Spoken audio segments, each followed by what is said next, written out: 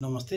1 वर्षभन्दा कम उमेरको बच्चाहरूको लागि दुध भनेको कि त आमाको दुध मात्रै दिनुपर्छ, आमाको दुधले पुगेन भने फर्मुला दुध दिन सकिन्छ।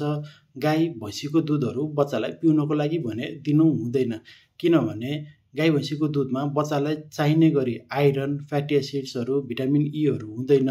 यसमा प्रोटिन, क्यालोरिजहरू बच्चाले पचाउन सक्ने भन्दा अत्याधिक मात्रामा हुन्छ। त्यसले गर्दाखेरि बच्चालाई कुपोषणको जोखिम बढी हुन्छ।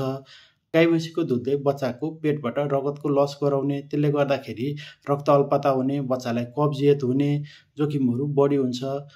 धेरै बच्चाहरूलाई गाई भैँसीको दुधको एलर्जी हुने, यदि राम्ररी पास्चराइज भएको छैन भने इन्फेक्सनहरूको जोखिम हुने हुन्छ।